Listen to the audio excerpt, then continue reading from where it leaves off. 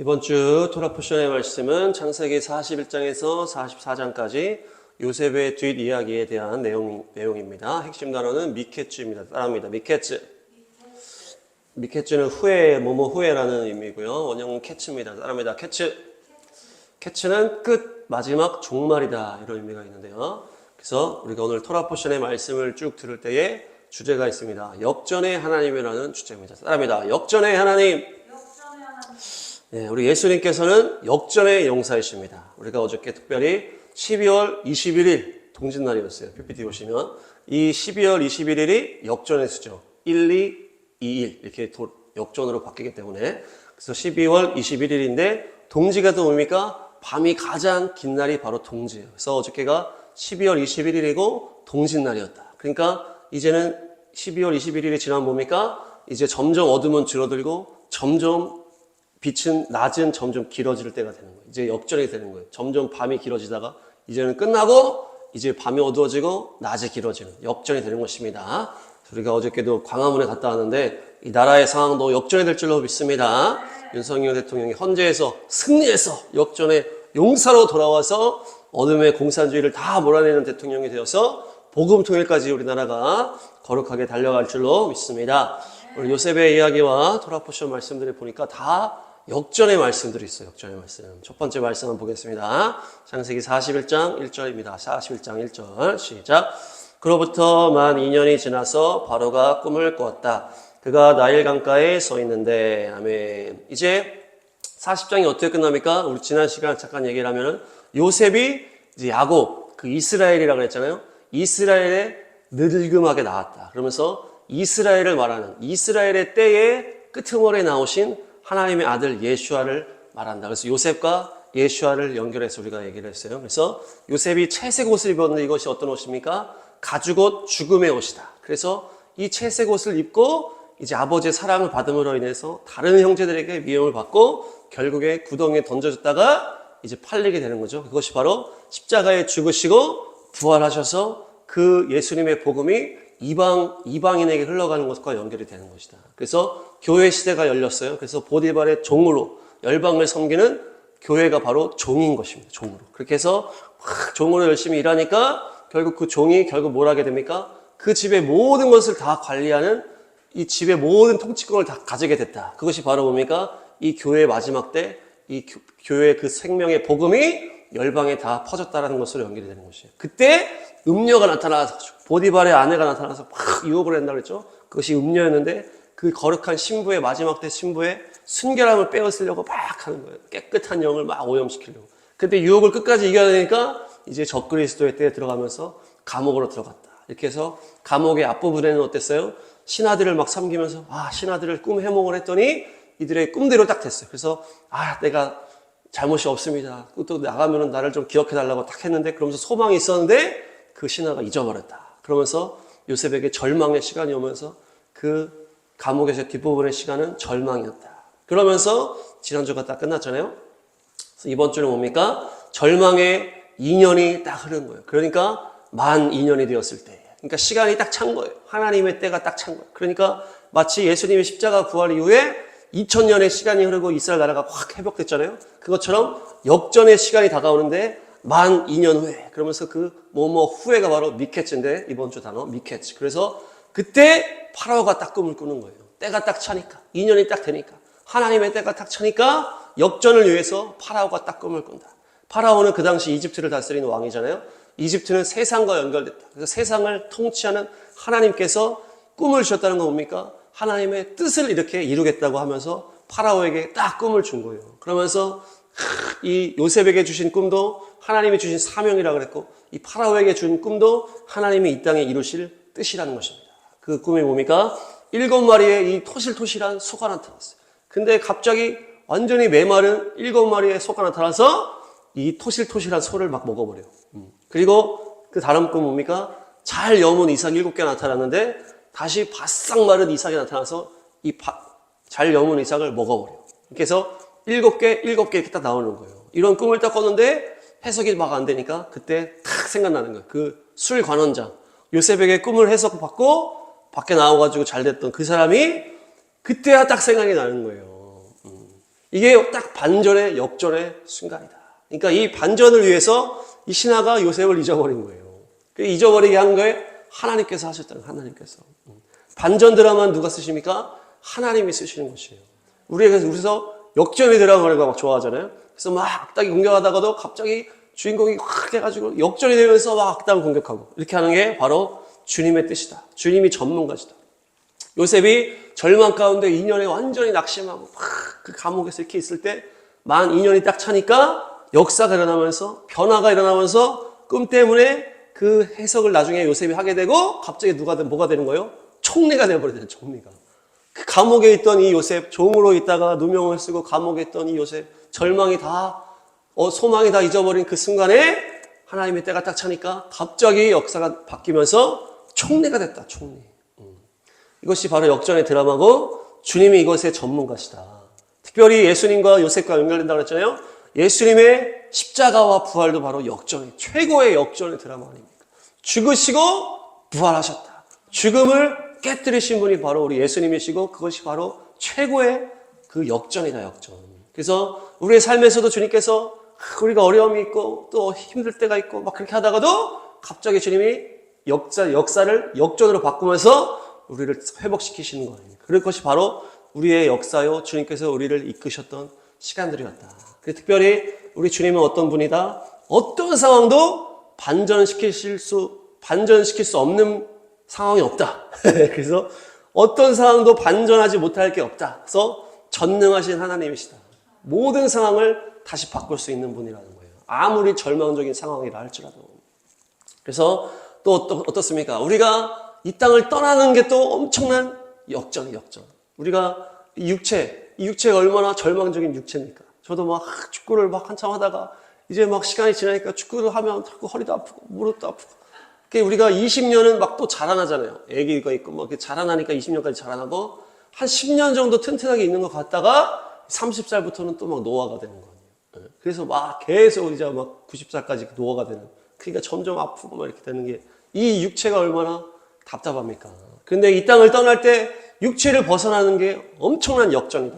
그래서 우리가 이 육체는 새처럼 나를 수도 없고 좀만 뭐 하면은 피곤하고 좀 뭐 먹으면은 또 싸야 되고 또 힘들면 먹어야 되고 이렇게 해서 얼마나 이렇게 해야 됩니까? 그래서 뭐 좀 못 먹으면 막 너무 배가 고프고 핏바 마르고 이런 절망적인 육체를 우리가 부활하면서 떠나면서 영의 몸을 딱 입는 거예요. 그러면서 하나님의 낙원으로 천국으로 천년왕국으로 가는 거예요. 예수님과 함께 왕노릇 하면서 어떻습니까? 확 날라다니는 거예요. 날라다니고 순간이동하고 이렇게 하는 거예요. 천국을 보고 오신 분들은 이런 얘기를 해요. 천국에서는 막 너무 맛있는 게 막 있는데 막 먹어도 이게 똥이 안 나온다는 거예요. 대변으로 안 나오고 그냥 몸에서 자연스럽게 다 해소가 되는데 그러니까 이 똥이나 이 변이라는 것도 이 죄의 열매가 아닌가. 천국에는 그런 게 없다는 거예요. 그래서 예수님께서 부활하신 다음에 제자들이 무서워가지고 막 꽁꽁 이렇게 숨어가지고 딱 있었잖아요. 근데 갑자기 예수님이 문이 닫혀 있었는데 그들 가운데에 나타나셨다. 이것이 바로 순간이동하신 거예요. 순간이동. 우리가 지금은 이스라엘 가고 싶으면 또 비행기표 다 끊고 그 막 돈 다 내고 해야 되는데 부활하면 어떻게 된다? 순간이동. 이스라엘. 순간이동. 그 자리에 가버리는 그냥. 그러니까 바로 부활의 몸을 입고 날라다니고 순간이동하고 막 기적을 일으키는 사람이 되는 것입니다. 우리가. 이 육체를 떠나게 되면 그때 엄청난 역전이 또 일어난다. 그래서 우리가 소망하시기 바랍니다. 특별히 이 땅에서 우리가 뭐 좋은 대학도 가고 좋은 직장도 가고 여러 가지 육체적인 물질적인 그런 역전도 있겠지만 또 우리의 심령에 완전히 또 역전이 일어나는 일도 있잖아요. 그래서 우리가 주님이 우리를 언제나 이끄실 때 절망 가운데 힘들 때 고통 가운데 있다가 갑자기 역전시키면서 우리의 마음을 바꾸시는 거예요. 마음을 바뀌는 게 가장 큰 역전입니다. 그래서 우리 시온의 대로 말씀과 기도 집에도 역전의 스토리가 될 줄로 믿습니다. 우리 또 은혜자매 가정에도 역전의 드라마가 펼쳐질 줄로 믿습니다. 설교를 듣는 모든 자들의 삶에도 역전의 드라마가 펼쳐질 줄로 믿습니다. 예수와의 능력이 있습니다. 예수와 이름에 능력이 있습니다. 요셉이 이제 감옥에서 총리가 되는데 이 세상은 어때요? 세상은 어떻게 되나? 그 반대로 역전이 되는 거예요. 그 꿈이 어떤 꿈입니까? 풍년 7년. 풍년이 7년인데 다시 흉년 7년으로 되는 거예요. 요셉은 감옥에서 총리가 되면서 완전한 역전이 됐는데 이 세상은 마지막 때로 갈수록 어떻게 된다? 풍년에 있다가 완전히 흉년으로 간다. 반대로 역전이 되는 거죠. 이 세상은 결론적으로는 마지막 때는 다 심판받는 것이 그것이 마무리라는 거예요. 이 어둠의 세상 결국 무너지고 망하는 게 결론이다. 그래서 이 7년 풍년은 무엇입니까? 이 7년 그 마지막 대환란 앞에 오는 뭡니까? 마지막 대추수 대부흥의 때를 말합니다. 그래서 7년 풍년이 마지막 대추수, 그리고 그 끝나고 나서 7년의 대환란으로 딱 들어가는 것이. 예수님의 복음을 듣지 못한 사람이 있으면 예수님이 오실 수가 없잖아요. 그러니까 7년 풍년을 통해서 완전히 복음이 완성될 수 있도록 구석구석 다 들어가는 것이 바로 완전한 부흥을 말한다. 그렇게 해서 요시야 대부흥이라고 했잖아요. 그래서 딱 한 다음에 마지막에 주께서 심판주로 딱 오신다. 언제 이 추수가 마무리되고 언제 대환란이 열릴지는 우리가 알 수 없지만 점점 다가오고 있다. 그래서 코로나 때 전 세계가 하나의 재앙을 받으면서 또 인터넷이 쫙 퍼지면서 아프리카나 그런 오지에도 도시 쪽에는 다 인터넷이 들어갔다는 건 뭡니까? 복음이 다 들어갔다는 얘기예요. 인터넷은 복음과 함께 가. 그러니까 이제 이 인터넷이나 이 복음이 구석구석만 가면 끝인 거예요. 구석구석만 가면. 도시들은 지금 다 들어갔어. 그러니까 얼마 안 남았다. 미션도 종족이. 그래서 그 복음 통일의 문을 열고 그 마지막 부흥을 향해서 우리가 복음 통일 북녘 성도들과 함께 이스라엘 선교 완성 달려갈 줄로 믿습니다. 또 우리가 그렇게 쓰임 받게 될 줄로 믿습니다. 그래서 그때가 점점 가까우고 있기 때문에 강력한 영적 전쟁이 있는 것이에요. 그래서 우리가 어제 강화문 가니까 대통령 지지하고 공산주의를 대적하고 그런 진영에서는 뭐래요? 찬양을 적하는 거, 찬양을 하고 예배를 드리고 유다의 사자라는 찬양을 막 거기서 춤추면서 막 하는 거예요. 그 대통령 지지하는 모임 속에서. 근데 탄핵 반대 지지에서는 뭐라는 거예요? 대통령 막 반대하는 그 지지. 네, 탄핵 지지 집회. 네, 대통령을 반대하는 그 집단에서는 뭐랍니까? 무당들의 막 속옷을 걸어놓고 막 그렇게 하면서 막 그렇게 하는 거예요. 그러니까 이것이 뭡니까? 정치적인 게 아니고 완전한 영적 전쟁이라는 것이에요. 강력한 영적 전쟁이 지금 이 나라에서 일어나고 있는 것입니다. 우리가 거룩한 편에 서서 강력하게 싸워야 될 줄로 믿습니다. 예수님께서 승리하셨고 우리도 승리하게 될 줄로 믿습니다. 이 나라도 결국 헌재에서 승리해서 복음 통일 달려가야 될 줄로 믿습니다. 그래서 이 엄청난 7년 풍년 이후에 7년 환란이 딱 들어오는데 그 세상은 점점 절망으로 가는데 그 속에서 하나님은 또 놀라운 역전의 일을 하시는데 그게 뭡니까? 형들이 요셉을 만나러 오는 것이에요. 결국 뭡니까? 요셉의 꿈이 성취가 되는 것입니다. 이 세상은 점점 어둠으로 가지만 그 요셉의 사명은 성취가 되는 것이에요. 요셉의 꿈은 성취가 되는 것이에요. 하나님이 역사하시면 그 어둠의 시간 가운데에서도 역전의 드라마가 쓰여진다. 그래서 형들이 결국 요셉 앞에 와서 엎드려 절하는 거예요. 이집트 총리시여 우리를 불쌍히 여기시고 우리에게 양식을 나눠주소서 하시는 거예요. 그러니까 마치 예수님 앞에 문제 있는 자들이 엎드려서 다윗의 자손 예수 우리를 도와달라 이렇게 하는 것처럼 형들이 요셉 앞에 와서 엎드리면서 달라고 하는 거예요. 이것이 뭡니까?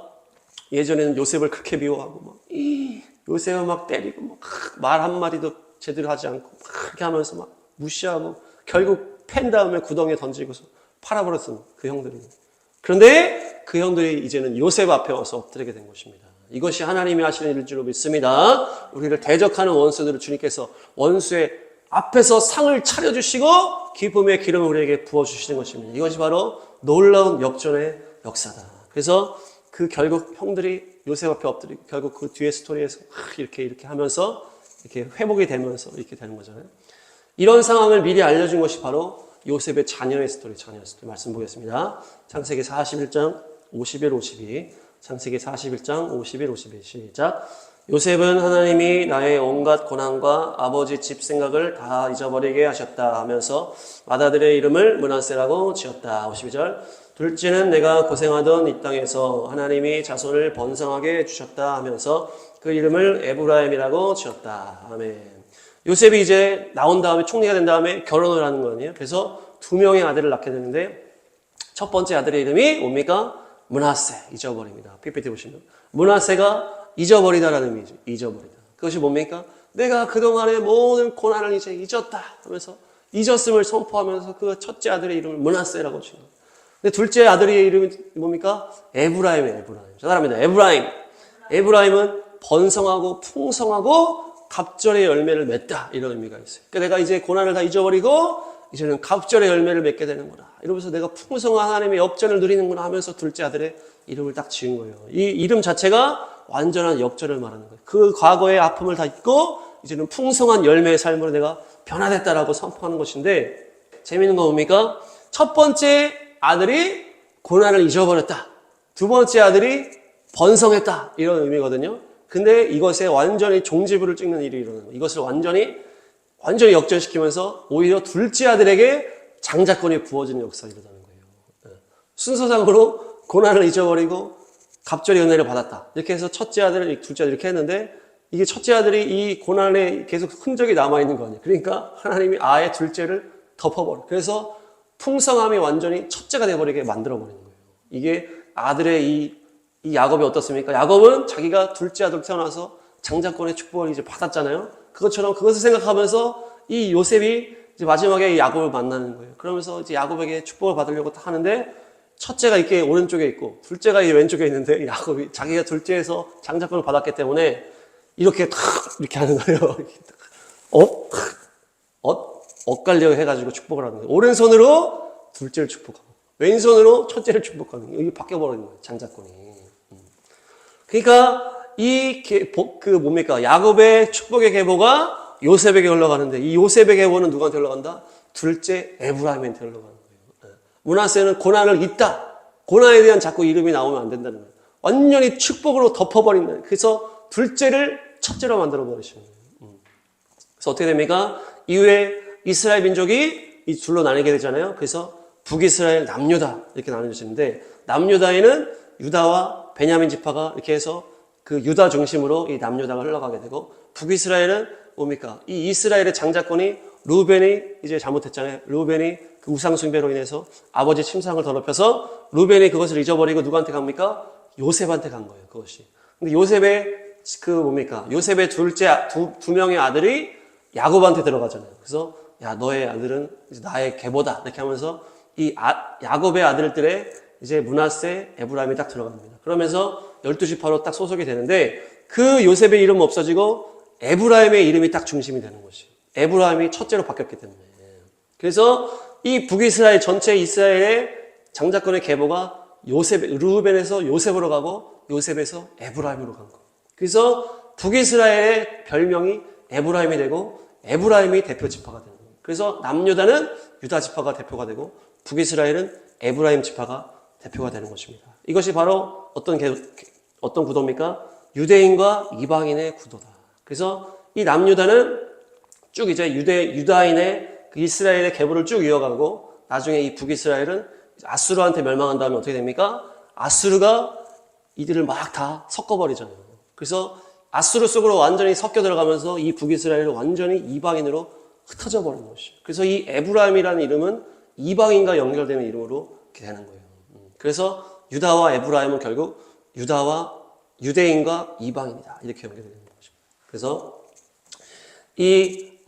에스겔 말씀 한번 보겠습니다. 에스겔 말씀. 에스겔 37장 16, 17. 에스겔 37장 16, 17. 시작. 너 사람아, 너는 막대기 하나를 가져다가 그 위에 유다 및 그와 연합한 이스라엘 자손이라고 써라. 막대기를 또 하나 가져다가 그 위에 에브라임의 막대기 곧 요셉 및 그와 연합한 이스라엘 온 족속이라고 써라. 17절. 그리고 두 막대기가 하나가 되게 그 막대기를 서로 연결시켜라. 그것들이 내 손에서 하나가 될 것이다.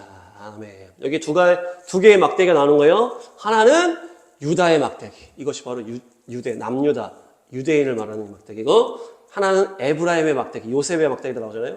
이 요셉의 이제 장자가 된 거예요, 에브라임. 그래서 에브라임의 막대기는 북이스라엘을 말하는데, 이것이 마지막 때에 대한 예언이에요. 특별히 이 북이스라엘과 남유다가 하나가 되지 못했잖아요. 그때 당시에는 북이스라엘 완전히 망해버렸기 때문에. 근데 이것이 언제 성취가 됩니까? 마지막 때 유대인과 이방인이 하나가 되는 것으로, 한 세 사람으로 이 말씀이 성취가 되는 것입니다. 그래서 이 에스겔 37장 앞부분에 뭡니까? 마른 뼈 환상은 뭘 말하는 거예요? 완전히 홀로코스트로 완전히 멸망해버린 것 같은 그 유대인들이 갑자기 살아나 하루 만에 나라를 세우고, 1948년에 나라를 세우고 군대를 일으키는 놀라운 군대와 같은 나라가 되잖아요.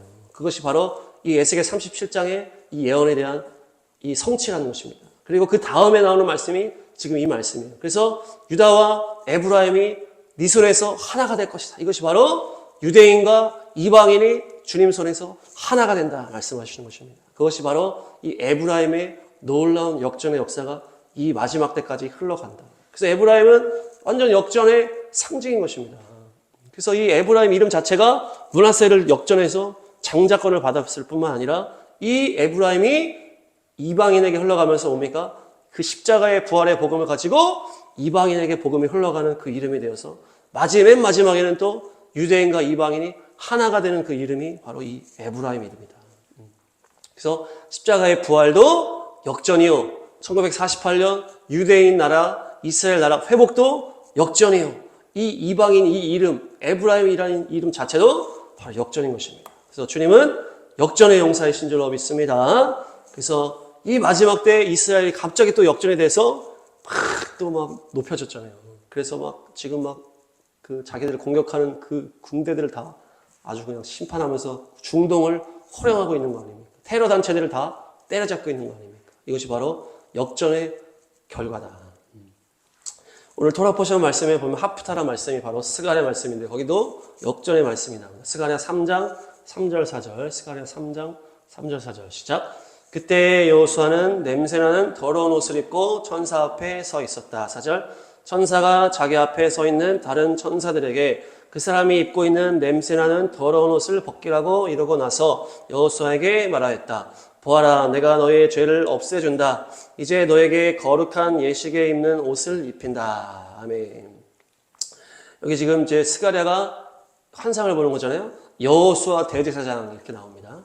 이제 남유다 백성들이 바벨론 포로 70년을 마치고 이제 돌아온 다음에 그곳에서 이 성벽을 재건하고 성전을 재건하는 인물들 중에 나오는 인물이 바로 여호수아와 스룹바벨인데요. 여기서는 여호수아 대제사장에 대한 환상을 딱 보는 거예요, 에스겔이. 근데 하나님의 천사 앞에 여호수아 대제사장이 딱 있다. 그러면서 사탄이 옆에서 막 고발하고 있는 거예요. 사탄이 이 대제사장 여호수아를 막 고발하고 있습니다. 이 여호수아 대제사장은 어떤 인물이에요? 예수님과 연결되는 이 여호수아, 이 이름도 되고 특별히 대제사장이기 때문에 이 여호수아 대제사장은 이스라엘 민족을 대표하는 인물이라는 거예요. 그래서 남유다가 우상숭배로 멸망한 거잖아요. 그들의 죄로 인하여서 지금 마귀가 고발하고 있는 것이죠.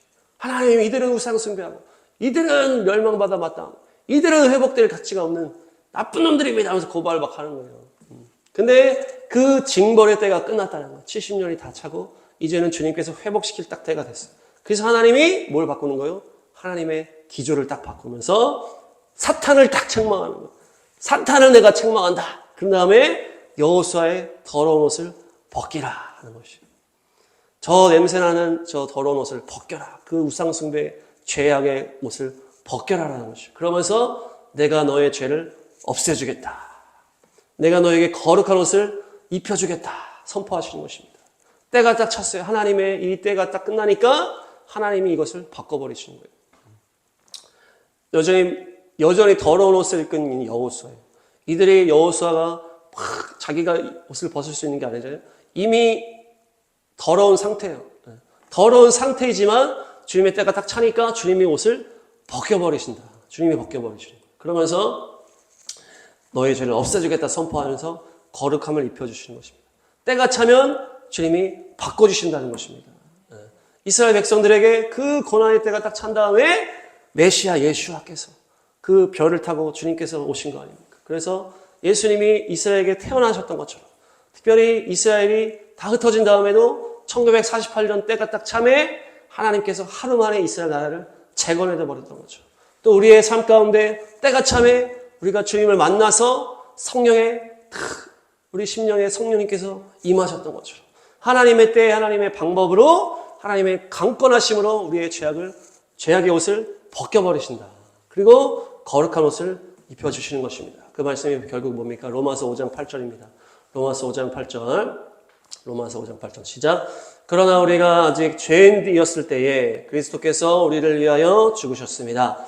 이리하여 하나님께서는 우리들에 대한 자기의 사랑을 확증하셨습니다. 아멘. 우리가 아직 죄인되었을 때 그리스도께서 우리를 위하여 죽으심으로 하나님께서 우리를 향한 사랑을 확증하셨다. 뭡니까? 우리가 죄인된 상태에서 십자가를 지고 우리를 대신해서 죽으셨다는 것입니다. 우리가 의인이 된 다음에 얘네들 용서받을 만하구나 해서 해주신 게 아니고 죄인된 상태이지만 주님께서 우리를 사랑하심으로 그 십자가를 지심으로 죄악을 끊어버리셨다. 그래서 더러운 옷을 벗겨버리시고 깨끗한 세마포를 입혀주셨다. 이것이 바로 주님의 역전의 역사이신 줄로 믿습니다. 그래서 주님께서 친히 하시는 줄로 믿습니다. 주님께서 더러운 옷을 벗기시고 거룩한 옷을 우리에게도 입혀주실 줄로 믿습니다. 다음 말씀 보시면 스가랴 말씀에서 이제 그 새싹이라 하는 구원자가 오신다. 이런 이제 내용이 나옵니다. 그것은 바로 이 새싹이라는 것은 예수님을 상징적으로 말하는 것이에요. 그리고 4장에는 또 올리브 나무의 환상을 보여주면서 올리브 나무에서 기름이 쫙 하면서 어디에 들어가요? 그 등잔으로 막 들어가는 환상을 또 보는 거예요. 이것이 뭡니까 하니까 성령님에 대한 계시를 다 이제 알려주시는데 말씀 한번 보겠습니다. 스가랴 3장 8절입니다. 3장 8절 시작. 여호수아 대제사장은 들어라. 여기 여호수아 앞에 앉아있는 여호수아의 동료들도 함께 잘 들어라. 너희는 모두 앞으로 나타날 일에 표가 되는 사람들이다. 내가 이제 새싹이라고 부르는 나의 종을 보내겠다. 아멘. 4장 6절. 스가랴 4장 6절 시작. 그가 내게 이렇게 말해주었다. 이것은 주님께서 스룹바벨을 두고 하신 말씀이다. 힘으로도 되지 않고 권력으로도 되지 않으며 오직 나의 영으로만 될 것이다. 만군의 주님께서 말씀하신다. 아멘. 그 재건하는 인물 중에 2명이 있었다고 했잖아요. 한 명은 여호수아 대제사장, 또 한 명은 스룹바벨 총독이라고 했어요. 이 2명이 지금 이제 환상에 나오는 것인데, 이 주님께서 더러운 옷을 벗기시고 거룩한 옷을 입혀준 다음에 새싹이라고 하는 하나님의 종이 와서 너희들의 죄를 다 하루 만에 없앨 것이다라고 선포하는 것은 누구한테 합니까? 여호수아 대제사장한테 하는 거예요. 이것은 바로 예수님의 십자가와 부활을 연결하는 것입니다. 근데 그 다음 장면으로 나가서 그 올리브 나무에서 기름이 이 등잔으로 흘러들어온 이 두 개의 나무가 기름으로 쫙 이제 흘러들어온 이 장면을 보여줄 때 누구한테 보여준다? 대제사장이 아니고 스룹바벨 총독에게 보여준다는 것입니다. 이게 좀 달라요. 하나님의 놀라운 십자가 부활의 구원을 보여주는 인물은 여호수아 대제사장이고 성령의 기름 부음에 대한 환상을 보여주는 사람은 스룹바벨 총독이라는 거예요. 이게 지금 다릅니다. 대제사장은 어떤 사람입니까? 하나님의 성막에서 성전에서 주님을 섬기며 예배하고 제사 지내는 사람이에요. 그 사람한테 십자가 구원의 복음의 그 계시를 주시고, 총독은 어떤 인물입니까? 그 삶에서 실제적인 일을 일으키는 사람이에요. 어떤 것을 세우고 회복시키고 실제로 일을 하면서 이 세상을 변화시키는 그 사람이 바로 총독인 거예요. 그러니까 성령의 능력의 계시는 이 총독에게 보여준다. 그러니까 성전에서 예배하고 삶에서 왕으로 성령으로 다스려라, 이렇게 주님께서 구분해서 계시를 보여준다는 것이에요. 우리 안에 보혈의 능력으로 회복이 되고 우리 심령 안에 먼저 역전의 역사가 일어나는 것이 바로 이 십자가와 부활의 영광. 그래서 우리 심령이 역전으로 회복되면 거기서 끝나는 게 아니고 어떻게 해라? 성령의 강물로 흘러가라. 그래서 그 성령의 강물로 보혈의 능력, 역전의 역사가 흘러가게 만들어라. 그래서 그것은 총독에게 보여줘서 그것이 다스리고 통치할 수 있도록 주께서 성령의 역사를 이 총독에게 보여주셨다는 것입니다. 그러니까 이 역전의 삶은 우리만을 위한 게 아니고 무엇입니까? 우리를 통하여 우리 가족에게 흘러가고 우리의 교회에게 흘러가고 직장에게 흘러가고 이 나라에게 흘러가고 열방에게 흘러가게 하라라고 하는 것이 하나님의 뜻이라는 것입니다. 그래서 십자가 부활을 이루시고 성령으로 열방에 빛이 되어라. 그것이 바로 하나님의 뜻이다. 그래서 그 기름 부음의 능력이 성령의 불과 성령의 생수의 강물이 흘러가게 하는 것이 주님의 역전의 놀라운 큰 그림인 줄로 믿습니다. 마지막 말씀 보시면 우리가 성탄절 그 저녁부터 수전절이 시작된다고 그랬잖아요. 이 수전절에 예수님께서 하신 말씀입니다.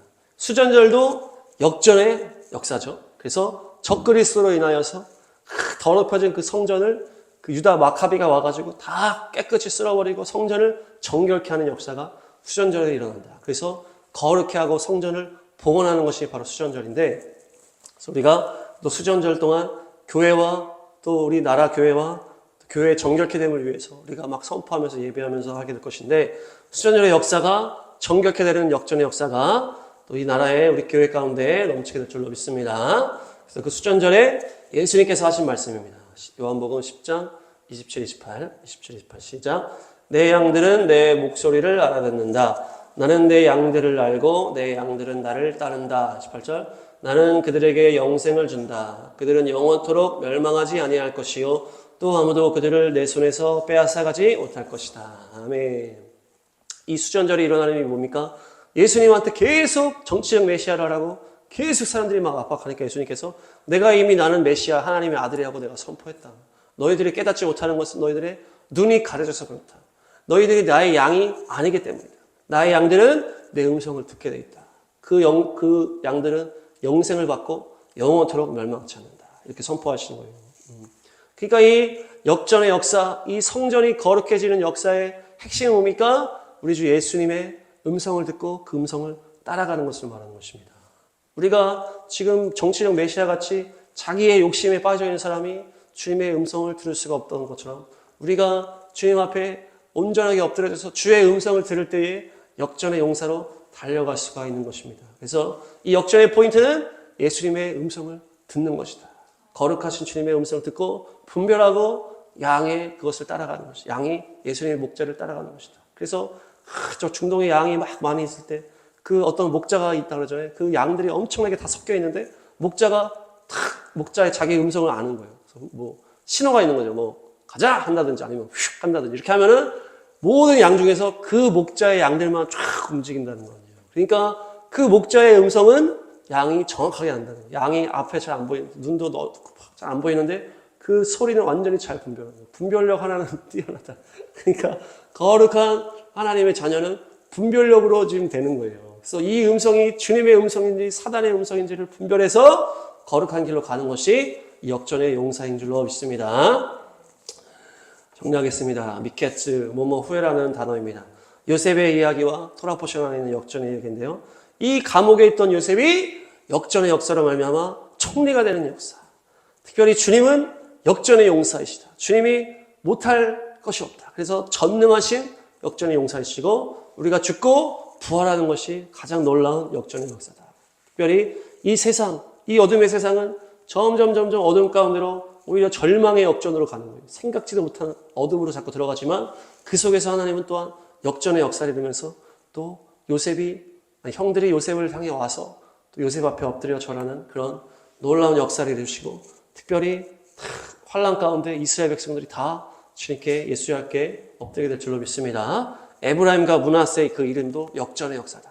차자가 다시 장자가 되는 오히려 고난을 잊었다라는 그 이 므낫세 이름이 오히려 풍성한 하나님의 회복의 이름으로 덮여져 버린 거죠. 그래서 풍성한 삶이라는 그 에브라임. 그래서 이 풍성한 삶이라는 이름이 이방인에게 흘러가면서 또 역전이 일어나 이방인에게 그 생명의 부활의 복음이 흘러가면서 마지막 때에는 유대인과 이방인이 하나가 되는 놀라운 계시가 에브라임 이름에 들어가 있다. 특별히 이 스가랴 말씀 여호수아 대제사장에게 하나님께서 때가 참에 거룩한 더러운 옷을 벗기고 거룩한 옷을 입히는 것이 주님께서 하시는 것이다. 그래서 역전시키시는 스스로 주님께서 역전시키시는 그리고 성령을 부어주실 때는 왜 부어주신다? 그 역전이 내 안에 머무는 것이 아니고 열방 가운데 삶 가운데 흘러갈 수 있도록 주님이 우리를 사용하신다. 특별히 역전의 핵심은 뭡니까? 예수님의 음성을 듣고 분별해서 그 음성을 따라가는 것입니다. 내 양은 내 음성을 듣는다는 것입니다. 그래서 우리가 이 어둠의 시대에 주의 음성을 잘 듣고 분별함으로 주님을 따라감으로 역전을 일으키고 역전이 흘러가는 삶을 살다가 놀라운 역전, 천년왕국으로 부활의 몸으로 달려가는 모두가 될 줄로 믿습니다.